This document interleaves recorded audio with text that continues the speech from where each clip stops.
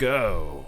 Okay, audio's good. Yeah, audio's good. Should I do a radio voice? I mean, if you want to, you can go ahead and do a radio voice. I think I'm okay. No, I'm not going to do that. I'm just going to talk. Yeah, that's it is what it is. Yeah. Alrighty, then welcome, Stefan, to I guess season 2 of With My Buddy here, Electric Boogaloo. Okay. Yeah, that makes sense. Yeah, season 2, right? Yeah, because you it's guys like took a hiatus from With My Buddy. Yeah. The first set there was with the main podcast crew there. Mm-hmm. And what'd you think of those? Oh, I loved them. I think that's why I got involved here now, is because I started with Dan's, and I'm not going to say you're going to get anything profound like you did with Dan's interview from me. You're not going to get that, but yeah, I was like, oh, that's pretty damn good, pretty interesting, and then I listened to all the other guys, and I started listening to all your podcasts, and now I'm on it. This time, not drunk. Yeah. Well, I mean, we are drinking, but yeah, but we haven't done a whole day of drinking and then done the podcast. No, I think that was part of the problem why I sounded a bit. What's the word I'm looking for? Brash. Brash is the word. Yeah, I think so. To all the listeners out there, Kaylin and Dan's parents, sorry about that. I'm sorry you had to witness that, but it was it's a learning curve. I'm gonna. Once you hear what you sound like, man, holy shit! Yeah, you're very cognizant of it all, and yeah, like I'm surprised you guys put up with my voice ever. I'm surprised Brianna does too. I'm like, holy shit, that's what I sound like. Holy, like, wow. I don't know how she's still with me, because if I had to listen to that all day, like, I'd blow my brains out. Yeah.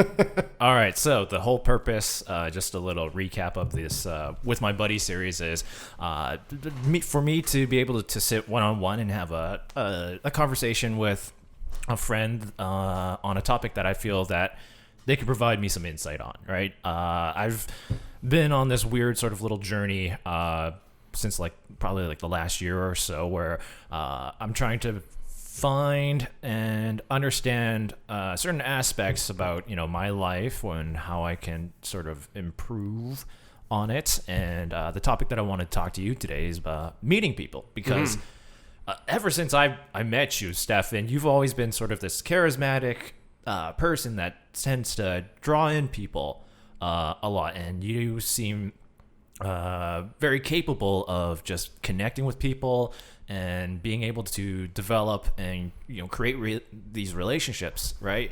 And you're very extroverted, and the way I sort of see myself is very introverted, and I just want to sort of get the two different sides of it all. Yeah, it's funny you say that. First of all, I get that sounds like compliments, so thank you for that. That's very nice of you to say. I never saw you as introverted, really. Like, out of our friends, like, obviously Rael and Sylvan are. Dan sometimes, but no, he's something else altogether. And then Matthew, obviously extroverted, and Connor's a bit in the middle too, right? So yeah. See, I kind of throw myself in the same category as Dan, where when we are placed in an environment which calls for us to be social, yeah, we turn it on. We can turn it on. Yeah. We can play it to the nines, right? Uh-huh. But preference wise, I think me and Dan sort of had that same mentality where it's like, if I have to go out and meet people, I will do it, and I will do the best I can do with it. But in reality, I just prefer to sit in my basement and just chill with myself. Yeah, fair enough. I just thought too, like Christian too, I see as extroverted. I was thinking, I'm like, did I miss anyone as I was nailing off the people in the podcast? Yeah, I feel like people. Okay, I'm not gonna lie, I'm not gonna bullshit you. I am extroverted, but I think people think I'm more extroverted than I actually am. And I think honestly, a perfect example of that is this weekend here. Like, I'm basically alone for the weekend. Brianna's at the lake, and I was actually very much looking forward to some alone time. I thought about doing something this morning or this afternoon to see family or friends or anything, and I just, you know what? I watched Star Wars. It was fantastic, and I just had the whole morning and afternoon to go for a walk, play some guitar, and enjoy that time alone. So even though I'm extroverted, I really, really enjoy just not being around a bunch of people. and even with Brianna, like, we're both extroverted, but I would say that, you know, you might have gotten that text where it's like, yeah, we're not seeing people tonight. Like, we're just not going to do anything. 'Cause man, it gets exhausting, you know, right? Obviously, like, for someone more introverted such as yourself, it's probably way more exhausting than for me. So yeah. And like the first thing I want to touch on here is, when I am, I guess, meeting someone or, you know, speaking to someone for the first time, there's always a sense of like anxiety and fear when approaching a person there. Do you ever sort of get that kind of feeling when first approaching a person? yeah, I'm trying to think. It depends on the context, right?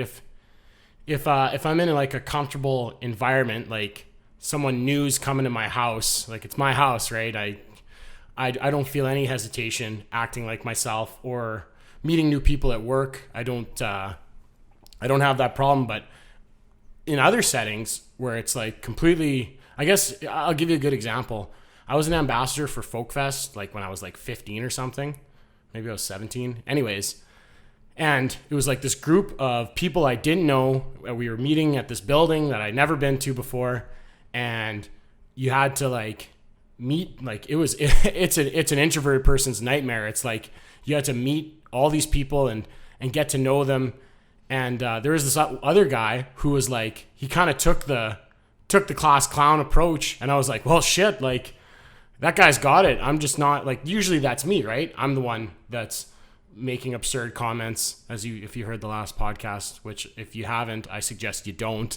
I don't mean to disadvertise your podcast, but yeah, like this one guy just kind of took it, and I was like, I was relieved, because like it's hard to meet new people. I was just happy to be a little quiet and let him crack all the jokes, and then slowly kind of get to that point where I could be more of myself. So it just depends on the situation, really. But I'm not always wanting to meet people or wanting to, you know, be out there. I'm like, hey, how's it going? Well, like, fuck, it's just as hard. Yeah. No, I shouldn't say just as hard as for you. I don't know. I'm not you, but do you ever feel like you can approach someone on the street or something like that fairly easily? Yeah, I do. It depends. I really get kicks out of like the odd comment to a stranger. You know, you're like standing in line, and something happens at the Tim something Hortons. happens, and you make that comment, whatever, something stupid. I can't think of an example, but I like those. But as far as like, I don't know, I'm not gonna go up and, you know, I'm not gonna sit next to you on the bus and be like, hi, my name's Stefan. I went to St. Matthew Elementary School. I went to Holy Cross. I got a civil engineering degree. You know, like, tell them my life story. I just hit the highlights there. Yeah. Okay. I mean, yeah, it's always been interesting to me to sort of try and fathom in what kind of scenario I'd be able to approach someone on the street like that. Well, yeah, that's what I was going to ask, is how do you feel about approaching, like, and then I guess the better question is, in what context are you approaching people? Like, who approaches people on the street for what purpose? Okay, so yeah, like the main, it's kind of sketchy. The main focus of this question when it came to mind, to me at least, is that I'm single, you're married, right? Yeah. Me just approaching a pretty girl or whatever, just trying to, you know. Yeah, this I have no expertise in this shit. You don't have expertise on it, but I just wanna ask you about, you know, maybe the first time that you saw Brianna and approached her. Like, oh yeah. Like, did you feel a bit of anxiety, social anxiety, or like fear or something like that, just walking up to her and, you know, trying to think about what to say and how she's gonna respond? Yeah, so it all comes back to jokes. My only in with anyone ever is jokes. And of course, I was anxious as all hell, trying to talk to Brianna when we first met at orientation at university. But part of my in was Catherine, a mutual acquaintance of everyone from high school. She went to high school with us, and Catherine is one of those people that just walks up to people, shakes their hand. Hi, I'm Catherine. I'm going to be your best friend. Holy shit. That's a huge, way more extroverted than me. So they were talking, and I'm like, oh, okay, well, this girl is friends with Catherine. But that was my in, because they were walking in front of me as we were walking into the engineering building, and I saw this as my in. I don't even know if I was ahead or behind them, but I heard them talking about like dress code at the school at Holy Cross, because Brianna's from St. Brew and Catherine went to Holy Cross, and it was a Catholic school. So the story went that, she was talking about how strict Holy Cross was as a Catholic school, and my in was, I said, yeah, it was bullshit. They wouldn't even let me wear my fishnet sweater, and that was my in. Like, that's my only way into anything ever, and like that was so long ago. So I have no other perspective on meeting girls. Like, I like to think that I'd be okay at it, or probably. That's all I got is fucking jokes, man. So I think I'd probably do that same thing. Other than that, I have no idea how you approach girls, and I've been out of the game for 10 years. So, hey, man, I don't know if you want to interview me about this. I mean, you achieved something that I guess I'm still hoping to get to. Yeah. Right. And it's always. Would you approach it like how would you approach it like with girls? What would you do? It all depends on the place, but Yeah. I mean, from what I've learned in the last little while is that a compliment is always the best thing to open up with. Yeah. So, if I like something about the girl, something she's wearing, how she's handling herself in sort of the situation or whatever, just go in and pay her a compliment like that, because it really As long as it's not creepy, it can't hurt, right? Yeah. I mean, as long as I'm not doing like a creepy compliment or like a cheesy pickup line, because, I think girls, from my understanding, single girls get just a barrage of that constantly from guys. So, Yeah. I mean, I don't know. I'm saying yeah, but I don't actually know. yeah, I don't know. And I mean, like, I just think about, if this was all reversed, right? If a girl came up to me and just paid me a compliment.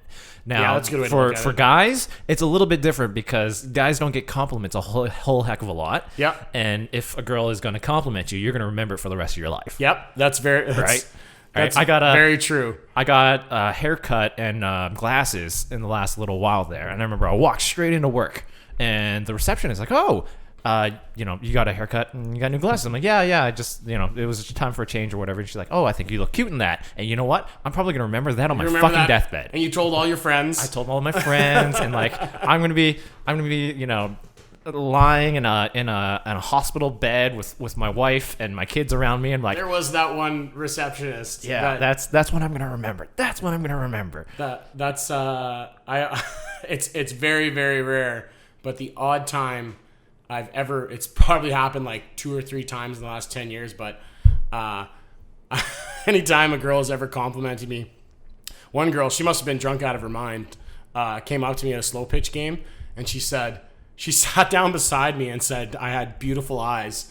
And I told Brianna, I'm like, yeah, I still got it.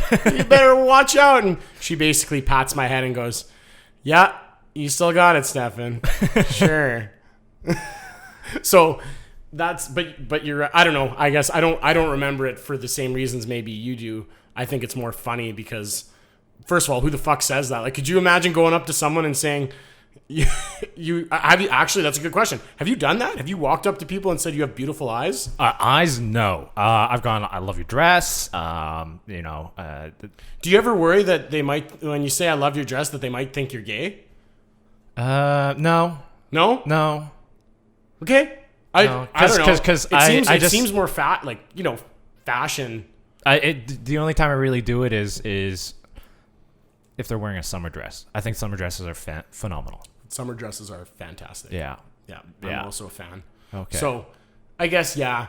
I don't know. It's just, again, I don't even know why you're interviewing me, Jayson. I don't know anything. I mean, hey, I want to do season 2, and Yeah. you know what? I We're thought scraping the bottom for this one, guys. hey, last season I started with Ray, so I figured, we're gonna follow that bell curve, start shitty and go up from there, right? Thank you. Started out with compliments, but Yeah. here we are now. Yeah. Okay. Okay. So I want to move on to another question. Sure. Here. Let's move on. Yeah. Let's move on. Now, I feel. Do you ever feel like a positive self-image or like a good sense of confidence in yourself is important in meeting people, either by starting like having that sort of I guess positive self-image when starting a conversation or having a conversation with someone? Yeah, and it goes back to, it's not even a visual self-image, but the self-consciousness that I think I'm funny, and then if people laugh, that reinforces that. So you got to go in with a bit of confidence, and then once you get that first laugh, then it's easy, right?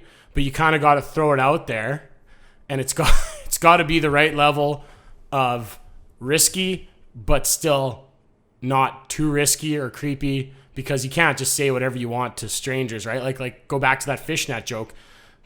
I like to think that's a little, like, it's obviously a joke, but it's, to say that to a stranger, I like to think that it was a little out there, and I got that. Thank God I got that laugh, because that's all that's how I see myself. I don't see myself as good looking.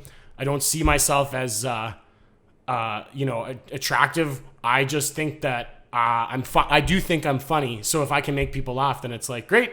That's what I got. I'm gonna keep working with that, and that confidence is what gets me to meet people. There are days when I don't think I'm funny, and then I just kind of shut down a bit, where I'm like, well, I don't know.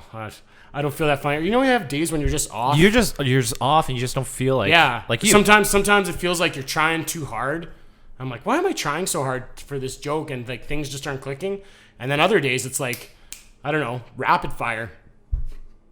Now, puns. I love puns. Yeah. Okay. when you can get puns going, that's how you know you're sharp. Okay. Like a knife. Okay. Now to play off of this, I just want to get your opinion on this, just because your dating expertise isn't too high, as you've stated before here. Me and Brianna go on dates, but it's approaching just not. women. Yeah, you don't have to. I do that.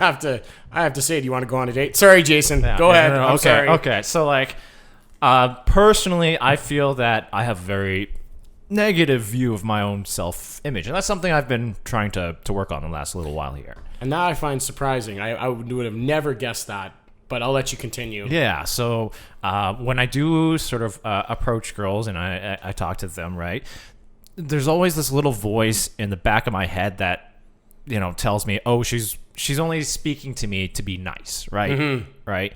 And that I view as very hampering to sort of how I try and continue on with a conversation. Yeah. Right. And you always got it in the back of your head. Yeah, I got it in the back of my head. Like she's only talking to me just to be nice. She just wants to get out of here as quick as possible or whatever. And I think that's always warped sort of how I treat conversations and meeting people. Yeah. In my mind, when I try and start something, there's got to be a point, a goal. We both have to walk away with something being achieved in that conversation. Huh. And I remember I was down in Seattle for a little while there, and my cousin, when I was telling him about all my problems, he's like, "No, Jayson, that's not the point. That's not the point of conversation. I'm glad you got to that, because I was going to interject. Yeah, that's not the point of conversation. The point of conversation is to get to know the other person, right? That's the point. You want to know more about the other person. Yeah. And the way I'm approaching conversation is the way he put it was business-like. You're treating everything as a transaction. Yeah, you're just getting to the goal. Yeah. Yeah, and I think, trying to understand that in my head right now is a bit fuzzy, and I'm trying to work through that. Do you have any sort of advice or something like that? Yeah, like aside from changing that mindset, I mean, and just having a little more faith that people aren't looking for anything. Most people, not everyone, but sometimes sometimes it's just nice to have someone to talk to listen. I've talked to people before where I know I said the bus thing. They tell me their whole life story, and you can tell they just want to talk to somebody and want to be heard. Maybe they're not listened to, but when they're talking to you, yeah, I don't know. You just got to have that mindset that maybe they do want to get to know you. Maybe they do want to bang you. I don't know. You don't know. Maybe they do. Yeah, maybe they do. Right? So as far as advice, like, yeah, you kind of already have it. I don't know how you change your mindset other than the conversation you had with your cousin. Like, you got it wrong, Jayson. This is what it's about. Try to keep that in mind. I don't know. Try to keep it in mind when you go into conversations. Yeah, and it was strange that the way he sort of phrased it was like, you look at how you talk to your friends and you look at how you talk to other people, right? Yeah. You treat your friends like how you would expect a conversation to go, right? You just sit down, you just have a chat like you and I are having right now. Yeah. Right? Like, what's the point? There's no fucking point in this. Yeah. There's no point. If I wasn't recording this would just still be a normal conversation between you and I, and your voice would just be different. Yes. Yeah. It would be a little higher. Yeah, and then he goes, well, then you look at how you interact with other people outside of the world and stuff like that, and he's like, there doesn't have to be two sets of Jaysons, right? Yeah. Why does there have to be, right? Yeah, it's like the cheesiest advice ever, but be yourself, like Robin Williams and Aladdin when he turns into a bee. Sorry, side note. Well, I mean, it was recently his birthday, man. So. Oh, was it? Yeah. Oh, wow. Happy birthday, Robin Williams. Oh man, he's gone. I forgot about that. Oh, let's move move on. We're moving on. Yeah, we're moving on. Sorry. Okay. Sorry. Instead of all the tears, I want to talk about. We wiped up the tears. Yeah. You edited this. Yeah. Now we're back. All right. So the next thing I want to talk about is that sometimes people get stuck in their comfort zones and only sort of want to deal with people around them. Yeah. And that may be a detriment sometimes, right? Yeah. Say, again, with our podcast crew as an example, Sylvan, Rael, Dan, and I, what we feel comfortable in doing is sitting in our basement, playing video games with each other, and that's our little world, right? Yeah. I find that, especially since the summer hit, that isn't what I want anymore. Exactly. That was what I was going to ask. Like, does that, if it makes you happy, I mean, there's arguments to be made whether, staying in a basement all day, every day is good or bad for you. Most would probably say not, but if you're happy, I think, and Rael touched on that, like happiness, like I'm all about let live, man. People want to do what they want to do and they're not hurting anybody. I might be able to sit there and go, I don't know if that's that good for you. Like, I worry a little bit about maybe if you do that forever, then your mental state might not be great. But if your mental state is good and you're happy, good for you. But you, like you say, it's not what you want anymore. Yeah, it's not what I want. When did that change? Right around when, I guess, summer started to hit. Because of this whole COVID thing, we've been self-isolating, and you're not trying to go out as much. You're not seeing as many people. Yeah. You're not seeing many people anymore, and it happened to be, for some reason, like, we play a lot of video games with each other on the weekends and stuff like that, and that's usually how it was sort of situated. Everyone had work during the week. We play video games with each other on the weekend. Yeah.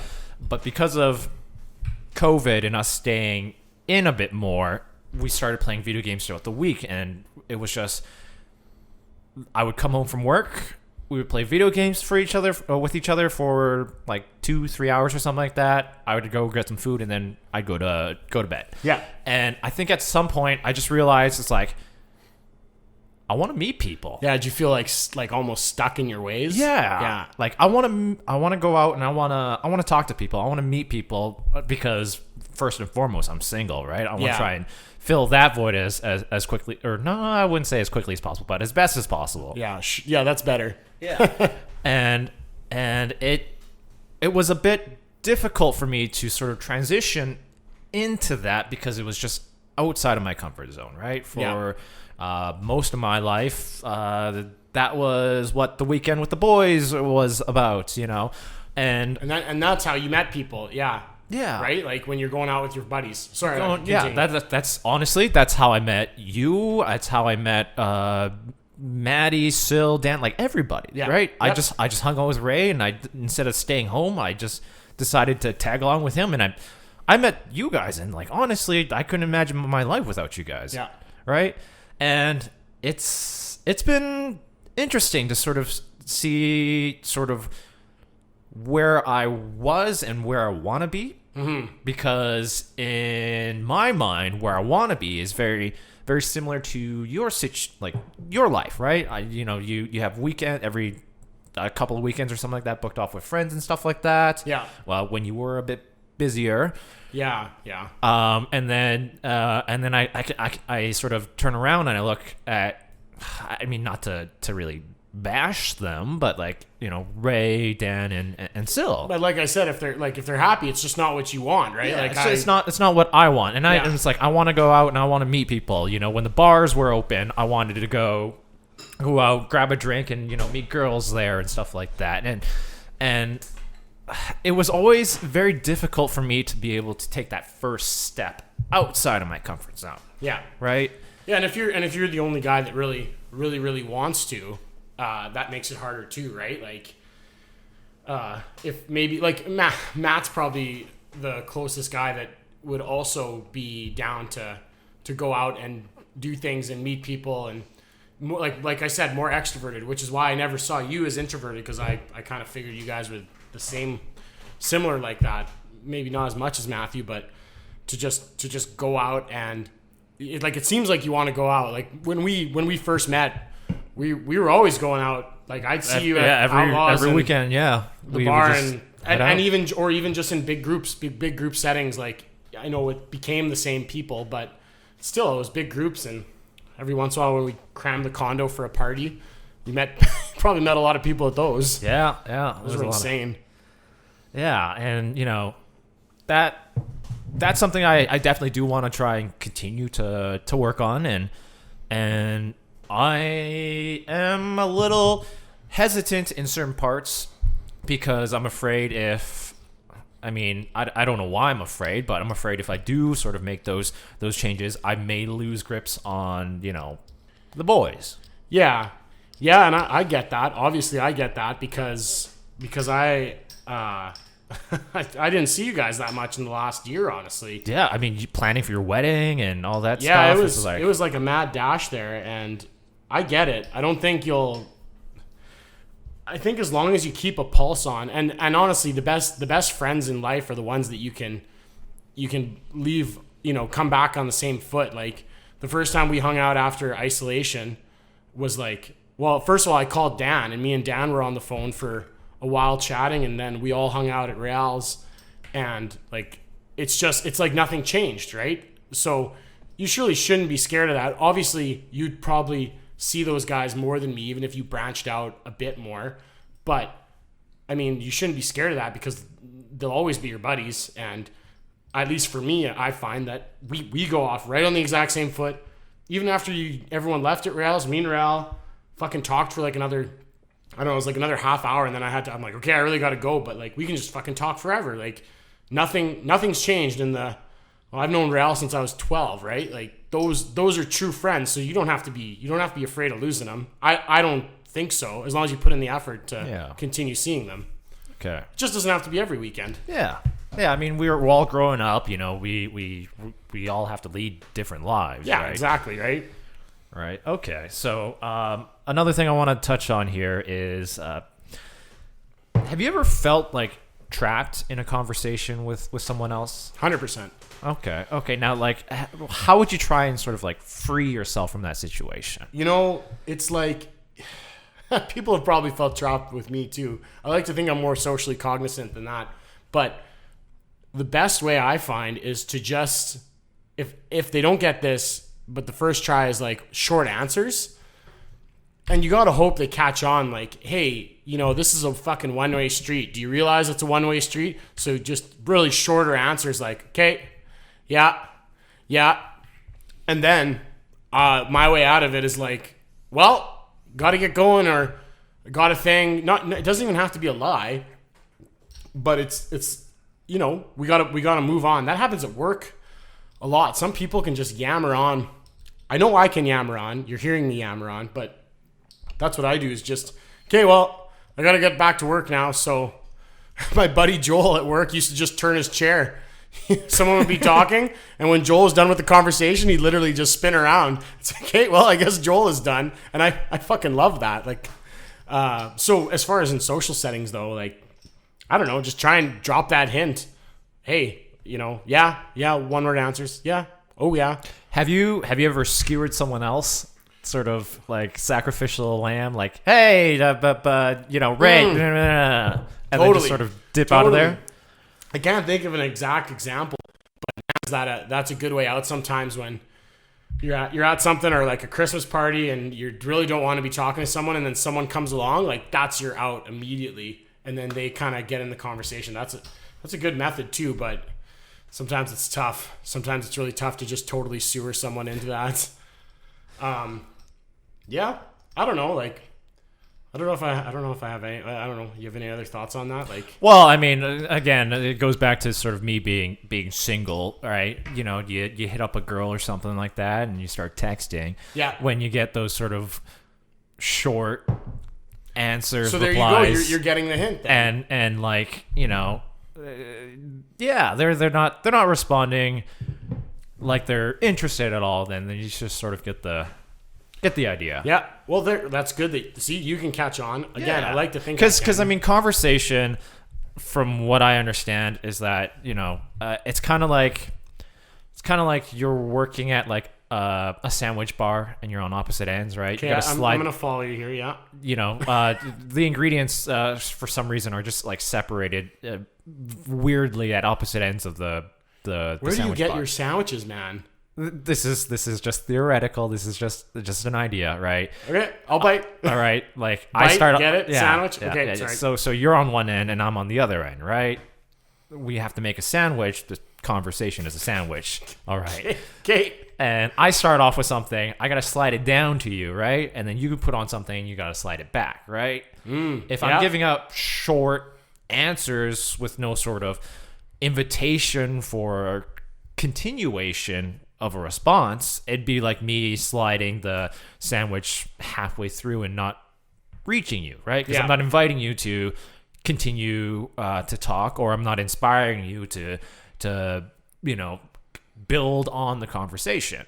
Yeah, or you're throwing on the cold cuts of a cold cut combo. Yeah. You slide it over, and all she throws on is like two of those little shaved, like slivers of lettuce, and then it gets sent back to you, and you're like, this isn't working, obviously. You're not interested in this sandwich. That meatball marinara over there, that hunk of a meatball marinara, go make a sandwich with him, because apparently you don't have the time for my sandwich. Yeah. Yeah. Yeah. I'm glad we went for the sandwich metaphor. Now it clicks. Now I get it. Okay. All right. Now, you're a very sort of boisterous type of person. Another person like that is, I would say, Dan in certain situations. I would say so too. Do you ever feel like you are like dominating a conversation? Yes. And again, I try to be cognizant of it, because you just don't want to. I don't want to be an arrogant, love the sound of my own voice person. I like to think that I listen. I try to listen to what people are saying, and that I'm socially aware enough to not. But there's all other times where some people are just like, I have some friends that are just really shy. None of you guys. And you got to carry the conversation, and like that, it's you almost think that, man, are we even talking about anything here? I feel like I'm really carrying this. But you find out that they're really interested in talking to you, and you get a little more out of them, but you're just carrying the conversation. And to me, sometimes it's like, sometimes me and Brianna will come back from somewhere and we're like, fuck, that was like exhausting, because you're giving so much, but not getting anything back. Yeah. And it's not even meant to be rude, or not like they're not interested. Literally, they're just introverted people. And it's like, but man, that's just like, fuck, I don't even want to do anything after that, because it's like, oh, that was just tiring. I like to think the conversation should be easy. It should be one of the easiest things, and that's how you know it's working. That's just me, Yeah, and then it goes back to that sandwich idea, right?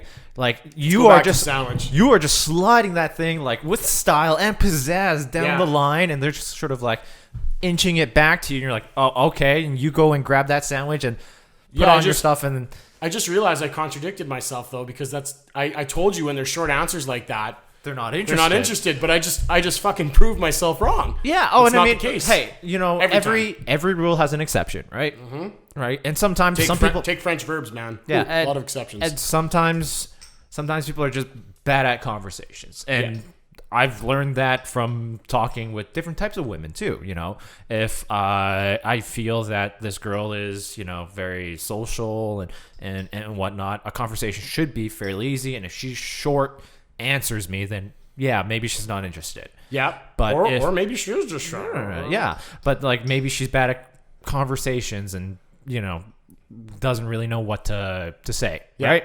Yeah, exactly. Those are the things that I have to sort of consider in my mind when I'm talking to people, even in a business sense too. Like I send out hundreds of emails in a month or whatever, right? I have to understand that maybe sometimes that a short little answer to me writing a paragraph or something like that, it's because they don't know the answer, right? They're not just being rude and going no, shutting me up and that kind of stuff. Yeah, and that's like business. That's a whole nother world. Like emails, I've learned that you try to do jokes over email, and it's like sometimes I'll follow up with another email. I'm like, just to clarify, I'm just joking. It's very hard as in a work environment. Tone is everything, especially with jokes. Tone is everything, and the people around you or who you're speaking to is important too. Because like in a work environment, I've told this on the podcast a couple of times, but like at work, I like to make funny stupid jokes with my friends. Entertaining stupid jokes, right? Yep. Like I'm gonna rail Dan here, but you're gonna rail him? Yeah. Sorry, I'm not. We're not gonna go down that hill. Like in our text messages, you've yes, seen this. I love them. He goes so far, and we're gonna get arrested. Yeah, someone's gonna use that as proof of something. It is down a very dark road, right? It is a very dark humor. I love it. And like I made a dark humor joke to my friend at work, and other people took some concern to that. Oh yeah, yeah. So like, but I think you guys have talked about that before. A lot of truth is said in jest, right? Yeah. Like so was there truth to like what was the joke here? Okay. So entertain me stupidly here. All right, I work in the accounting department, right? Yeah. Right, and the end of the month comes, and we have to prepare our reports and it gets acronym reports. Yeah. TDSP, HIJK. Fucking accounting. Sorry, 3 accountant brothers. Just you get sick of acronyms. Yeah, so like there's all of that. And we're trying to prepare it, and everyone's a bit stressed. And in the lunchroom, there's a coffee maker, and we were blowing through all the coffee that they had there just because we had to work so hard, right? Yeah. And I think at some point we ran out of they had sugar cubes before so that you can add them into your coffee. So they went to so I think HR or whoever went to resupply the sugar, and they just went down to the co-op and they got a big bag of sugar in a clear plastic bag. I'm like, cool. They brought us some Coke to keep you going. Yeah. And I mean, did you sniff it? I snorted a line of sugar. Well, I get the concern. Well, no, but it's obviously a joke. It's what? No, I take that back. It's obviously a joke. If you take that any other way, maybe you're a bit too sensitive, right? Like that is obviously a joke to make people laugh. It's pretty outrageous. Don't get me wrong. That's pretty bold. I like it. I think that's funny. I've pretended to do that at work before with construction guys. I don't know if I'd do that in an office. Well, no, I can't say that. Maybe I would do that in an office. Yeah. So like, you would have found it funny. Mm-hmm. I know my friend at work found it funny, and then it's just like, yeah, I got an email from HR. What did they say? They had some concerns. They wanted to sit down and meet with me just to talk about them. And so how did that go? Like what I'm so curious what they would have said to you. Like, Did they think you had a drug problem, or did they Yes, just... they did. did. They didn't just say, They did. No, that's they- inappropriate, drugs are bad. No. They asked me if I had they asked me politely if I had a drug problem. But it's sugar. It's like, that's so obviously a joke. That's hilarious. It's absurd honestly, that they would think that. I think maybe, some of the people in the office are a little bit older, and maybe they found it a bit concerning or whatever, and brought it with HR, and HR just decided to do its due diligence. Yeah, but how dense can you be to think that someone's serious? Like, it's sugar. The only thing I could possibly think of is, like, that's offensive. It's offensive because, it's not professional it's not appropriate in a professional work environment to be snorting sugar, which I can agree with. I get that, but to actually think that you have a drug problem, like, I'm sorry, that's just pretty dense. Okay. Right? Yeah. Quickly speaking of conversations, Sylvan's been texting you and you're not answering him. Well, yeah, I'm on a podcast. Yeah. He's asked. Just text him your address. Oh my God. We'll do a little. Okay. You put on the new intro? Yeah. I'll just sing a little bit of something, or just cut it out entirely. 2nd Street. Oh, I don't want to give this out. You just said 2nd Street. It's not. Yeah, like, it could be. I can edit it out. 1, anyways. 2, 3 Fake Street, like on The Simpsons. Yeah. Okay, and we're back. We are back. Now, we're on the topic of meeting people and conversations.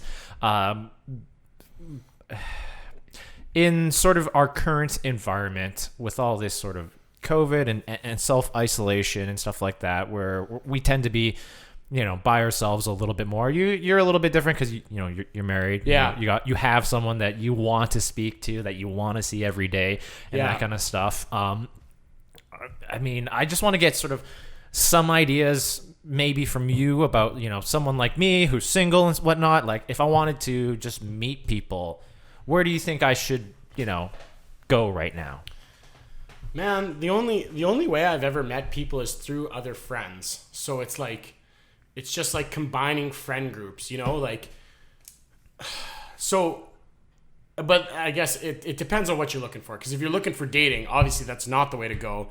Because, you shouldn't shit where you eat. Like, separate that, at least at the start, and then slowly bring that together. So as far as making more friends, just, you can branch out with friend groups, and keep kind of rolling that way. Tag along as long as you're invited. Or just tag along, whatever. Just say I'm coming. Maybe don't do that. But as far as, like, meeting people to date, again, dude, I suck at this, and I'm realizing it more and more talking to people who are single. It's like, I don't know how the fuck I did it. I don't know how the fuck I lucked out. I don't know. I have no idea.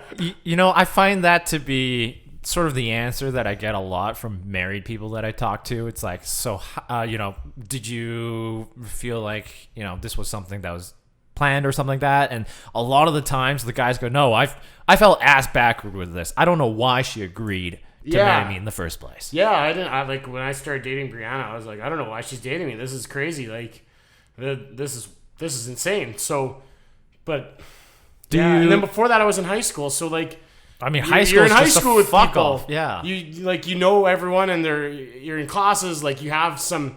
What's the word I'm looking for? Like a prerequisite for meeting each other. Like, you have that in common. Yeah. Yeah. You guys are forced to be at the same place for what, 6 to 8 hours a day? Yeah. So, like, I guess that's my question. Aside from Real, like, did you branch out otherwise in university?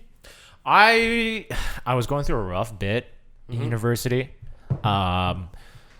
I had a very serious girlfriend at the time. Oh yeah, I forgot about that. And I thought I was going to marry her. I bought a ring and I was about to ask her, but she kind of took a very sharp nosedive on the whole mental illness front. And she did. Yeah. Oh shit. And she had some problems, and at some point she just started blaming me for a lot of her problems, and I'm like, whoa. Mm-hmm.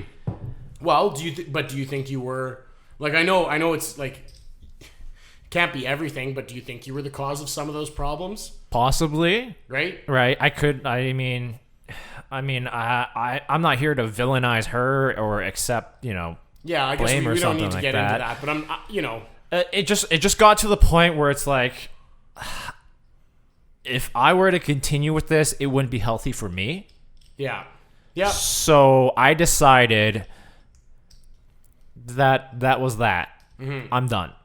Yeah, fair enough. And what also ruled into that decision was my grandfather, the man who basically raised me, was going through some health problems at the time, and shortly after I broke up with her, about 6 months or so, he passed away. Right, and it all sort of culminated together and put me in a really, really Bad dark, spot.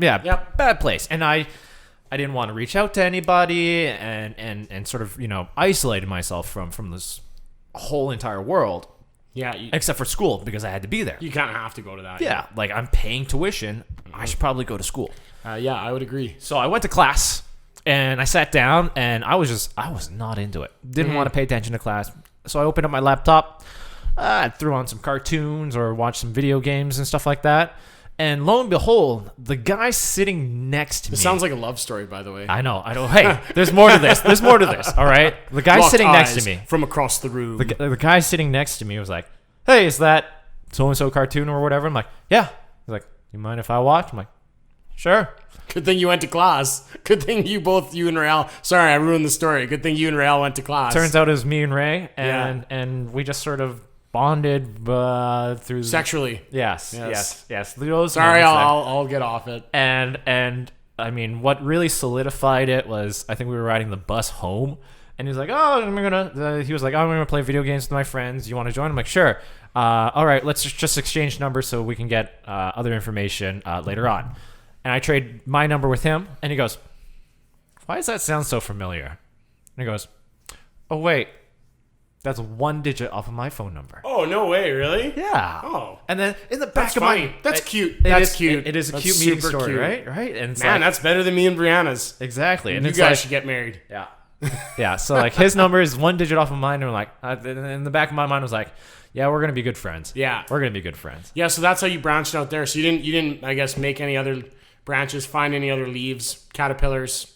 I mean, Any I such tried, thing as bark? but like, it's very, I guess, I don't know. I find it a very strange phenomenon where it's like you're forced to be in an area or whatever for a certain period of time. You make friendships, but once you are given freedoms, sometimes those friendships don't make it. Yeah. Right? Yeah, when you're no longer contained to that one space. Yeah. So like I made a lot of friends in university, but as of right now, I'll say happy birthday. I'll go, hey, how you doing every so often. But Are there any of those people that you'd like to get back in contact with? yeah, I would. So why not go that route? You already have something in common. Like reconnecting with friends is just as, or not just as good, but sometimes is like, you're like, hey, we were friends. We must have been friends for a reason. And then you kind of get back on the horse, and it's like, oh yeah, that's right. We like hanging out. Cool. And then you meet up with them. They show you their friends, and you slowly weasel your way into their friend group, and then they can't get rid of you. Yeah. It's kind of like what you did with us. Yeah. Well, I mean, I kind of showed up because Ray invited me. It's like, buddy Jayson. Yeah.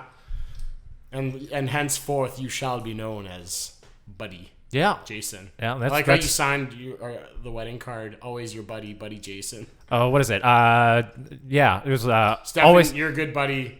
Yeah, it was like something along the lines of always your good buddy. Yeah, buddy Jayson. Stefan and Brianna, always your good buddy. That was good. Yeah, and I think that's a tagline that I'm gonna sort of use. You should. That's a good thing. I don't know if it's totally on topic, but I wanted to get it in before we left it. I've noticed you change quite a bit in the last little while.